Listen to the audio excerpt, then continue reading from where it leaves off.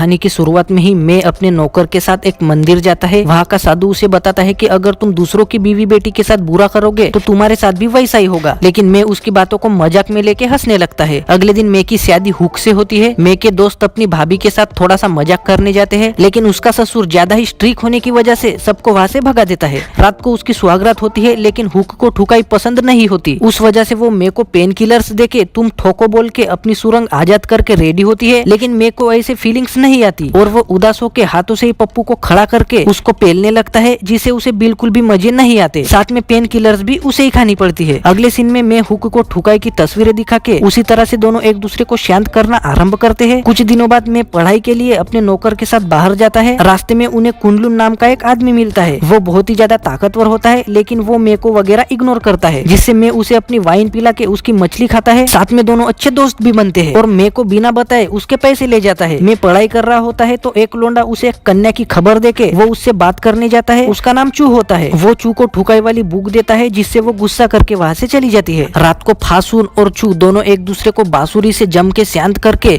दोनों पानी निकालती है। यहाँ साई कुंडलुन मैं के पैसे इंटरेस्ट के साथ लौटाने आता है। तभी मैं मुझे आंटी पटा के पेलम पेलाई करनी है और अगर तुम मेरी मदद करोगे तो मैं तुम्हें अच्छे पैसे दूंगा, ऐसा बोलता है, जिससे साई आंटी के लिए बड़ा पप्पू चाहिए ऐसा बोलता है। साथ में वो एक फैब्रिक वाली लोंडी के बारे में बता के उसको देखने जाते हैं। वहाँ वोंग की बीवी फैब्रिक सुखाते सुखाते गिर जाती है। वोंग मस्त चिकन मटन खा के उस पर हुकुम चला के फैब्रिक देखने आता है और फटा वाला फैब्रिक देख के बहाना बना के उसको पीट के अपने लोहे के पप्पू को आजाद करके आगे पीछे से उठा उठा के पेलना शुरू करता है, जिससे उसकी बीवी रोते हुए सुरंग का पानी निकालती है। वोंग का पप्पू और उनकी ठुकाई देख के मैं शौक होता है और फिर साई मे को बांध के उसका पप्पू देख के उस पर हंसता है। साथ में 2 थप्पड़ लगा के उसका मजाक उड़ा के वहाँ से चला जाता है। हुक मे की याद में बहुत उदास होके उसे लेटर लिखती है और गर्म होके ब्रश से ही खुद को शांत करती है। किसी तरह मैं घर आके नौकर से चाकू छीन के सोचने लगता है कि मुझे ही इतना छोटा सामान क्यों दिया और पप्पू को काटने लगता है, तो नौकर उसे रोकने लगता है। तभी गलती से चाकू नौकर के सामान को लगता है, जिसे मैं देख के उस पे गुस्सा करता है, क्योंकि नौकर का पप्पू मैं के पप्पू से बड़ा होता है। फिर मैं उसे पीठ पे उठा के एक हॉस्पिटल ले जाता है। वहाँ डॉक्टर नौकर के सामान को बैंडेज वगैरह लगा के मैं और डॉक्टर खाना खाते खाते बातें करते हैं। तभी डॉक्टर बताता है कि मैं सर्जरी करके इंसान को जानवरों का सामान लगा सकता हूँ, जिससे मैं बहुत खुश होके मुझे कुत्ते का फिर हाथी का पप्पू लगाओ बोल के अंत में घोड़े का सामान लगाओ ऐसा कंफर्म करके डॉक्टर के हाँ बोलने पर मैं घोड़ा लाता है। पूजा पाठ करके डॉक्टर सर्जरी की तैयारी करके मैं को एक ड्रम में डाल के घोड़े को जोश में लाता है और मैं को दवाई पिला के उसका पप्पू काट के कुछ इंजेक्शन लगाता है, लेकिन घोड़ा दवाई पीने के बाद भी बेहोश नहीं होता। साथ में टाइम भी निकल रहा होता है, तो मैं तुम्हारी ही बुल्ली वापस लगाता हूँ ऐसा डॉक्टर बोलता है। तभी डॉक्टर का कुत्ता वहाँ आके मैं की टूटी बुल्ली खाता है। तभी थोड़ी देर बाद घोड़ा बेहोश होता है, जिससे डॉक्टर उसका लट काटता है, लेकिन उसके सर पे घोड़े का पैर लगता है तो वो बेहोश होता है। साथ में नौकर के मुंह में घोड़े का जाता है तो वो भी बेहोश होता है। फिर मैं ही किसी तरह से डॉक्टर को उठा के बड़ी ही मुश्किलों के बाद मेरे को घोड़े का औजार लगा के सर्जरी कंप्लीट होती है। थोड़े दिनों बाद मैं नौकर को कुंडलुन को बुलाने भेजता है, तो कुंडलुन मैं के पास आके मुझे चैलेंज क्यों किया ऐसा बोलता है। तो मैं उसको अपना नया औजार दिखाता है, लेकिन उसका पप्पू खड़ा नहीं होता। तो मैं ठुकाई की तस्वीरें देखता है। साथ में नौकर हाथों से मसाज करता है, फिर भी औजार अपना कमाल नहीं दिखाता। तो कुंडलुन उसको काटने के लिए तलवार घुमाता है, लेकिन उसकी आवाजों से ही मैं की तलवार खड़ी होती है और बिजलियां कड़क के उसके औजार में जान आती है, जिससे तीनों खुश होके हंसने लगते हैं। अगले दिन मैं वोंग की बीवी को पटाने के लिए उसके दुकान जाता है और फैब्रिक खरीदने के बहाने उस पे लाइन मार के उसकी तारीफ करता है, लेकिन उनकी बातें चुपके से पड़ोसी सुन के वोंग को बताती है, जिससे वोंग वहाँ आके उसको मारने लगता है। तो मैं वहाँ से भागने लगता है। तभी साई कुंडलुन वहाँ आके वोंग की जम के पिटाई करता है, जिससे वो वापस दुकान में आके बीवी के ऊपर गुस्सा निकाल के कुछ दिनों के लिए बाहर जाता है। रात को मैं वोंग की बीवी के लिए गिफ्ट और लेटर भेजता है। साथ में साई की मदद से उसके घर के अंदर जाता है। उसको जाते हुए फिर से पड़ोसन देख लेती है। मैं वोंग की बीवी को पेलना आरंभ करता है। तभी वो सामान पे लगा लॉक दिखाती है, जिसे साई वहाँ आके सब ठीक करके दोनों एक दूसरे को शांत करने का कार्यक्रम शुरू करते हैं। वो भी मैं के बड़े औजार पे बैठ के अपनी सुरंग का पानी निकालती है। इनकी पेलम पेलाई वोंग को पता चलती है, तो वो उन्हें ठोकने जाता है। मैं वगैरह होटल में खाना खा रहा होता है, वहीं पे साई भी होता है। तो वोंग डर के उससे कॉन्ट्रैक्ट करके उसकी बीवी खरीद लेते हैं। अगली रात को चू फासून के साथ शांत होके उसे वहाँ मैं की तस्वीर दिखती है और अगले सीन में चू मैं के साथ जोरदार चुम्मा चाटी करके उसके गुब्बारों को आजाद करता है। साथ में दोनों उसके औजार से जम के पेलम पेलाई करते हैं, लेकिन उसकी प्यास कोड़े खा के पेलम पेलाई से बुझती है, जिससे चू के कहने पे मैं उसे कोड़े मारता है और फिर चू फुल जोश में आके वो पागलों की तरह उससे ठुकवाती है। यहाँ हुक की तस्वीरें और लेटर उसके पिता को दिखते हैं, जिससे वो गुस्सा करता है। तभी वहाँ वोंग पहुँच के उसके घर नौकरी पे लगता है। उसको काम करते देख हुक का सामान भी उतावला होने लगता है। चू और मैं की पेलम पेलाई फासून को पता लगती है, तो वो देखने आती है और मैं जिस बक्से में छुपता है उस बक्से को उठा के एक छुपे हुए कमरे में ले जाती है। वो कमरा मिस्ट्रेस के रूम को कनेक्टेड होता है। वहीं पे फासू नौकर को बांध के ले आती है। हुक नहाते नहाते अपना पानी निकालती है, तभी वोंग वहां आके उसके साथ जबरदस्ती करने लगता है। पहले तो वो ना बोल के चिल्लाती है, लेकिन उसे भी मजे आने लगते हैं और वो भी वोंग के औजार से जम के पेलम पेलाई करती है। वोंग भी आगे पीछे से उठा के ठोकता है, साथ में लेटर छोड़ के उसी के साथ भाग जाती है। लेकिन रास्ते में वोंग कुछ लोगों से मिलकर उसे बेच देता है। वो लोग हुक को ले जा रहे होते हैं तो वोंग वहां से भाग जाता है। उसके बाद वहां पर गु आके उसे कॉन्ट्रैक्ट दिखा के वोंग ने तुम्हें बेचा है ऐसा बोलती है। मैं चू और फासुन को मिलके पेलता है, साथ में उस पर केस वगैरह लगाते हैं और उसके औजार पर जुल्म करके घोड़ी को ठुकवाते हैं। और तो और 50 लड़कियां एक साथ उसके साथ पेलम पेलाई करती है, जिससे उसकी हालत बहुत ज्यादा खराब होती है। गु हुक को लोंडो को गर्म करके शांत करवाना सिखा के गंगा जमुना में डालती है। नौकर में को घर लाता है, उसे कुछ भी दिखाई नहीं देता। वहाँ उसे एक लेटर मिलता है, उसमें एक डॉक्टर के बारे में लिखा होता है। तो वो साई से मिलके उस डॉक्टर के पास नौकर के साथ जाता है। वहाँ हुक उसे चेक करने आती है। वो उसे पहचान नहीं पाती, लेकिन उसे शक होता है। तभी उसका पप्पू देख के वहाँ की लोंडिया घबरा जाती है और हुक कंफर्म हो जाती है कि ये मैं नहीं हो सकता। तो वो उसको इलाज कराने रूम में ले जाके मैं को गर्म करके पेलम पेलाई करने लगती है, लेकिन उसे कुछ भी फर्क नहीं पड़ता। तो बात करने पे मैं बताता है कि ये ट्रांसप्लांट किया हुआ औजार है, जिससे हुक पहले ये बहुत छोटा था क्या ऐसा पूछती है। तो मैं को शक होके वो भिंग काट से उसके गुब्बारों को देख के पहचान लेता है और उसके संतरे दबा के गालियां देने लगता है, जिससे हुक रोते हुए वहाँ से भाग जाती है। मैं भी उसके पीछे जाके झगड़ा करता है और जब गु दरवाजा तोड़ती है तो वो आत्महत्या कर चुकी होती है, जिससे मैं को वहाँ के लोग खूब मारते हैं। अगले सीन में मैं और साई मंदिर के साधु के पास जाते हैं। साई के दोनों हाथ कटे हुए होते हैं, तो साधु बताता है कि जो तुमने किया वही तुम्हें रिटर्न मिला। साथ में वहीं पे वोंग भी आता है, उसकी दोनों आंखें फूट के वो अंधा हुआ होता है और फिर साधु उन्हें समझा के दोनों रोते हुए गले लगते हैं और यही पे कहानी का अंत होता है। सो गाइस, आई होप आपको ये वाली कहानी पसंद आई होगी। मुझे तो ये बहुत ज्यादा पसंद आई। अब वीडियो को लाइक करके चैनल को सब्सक्राइब जरूर कर देना।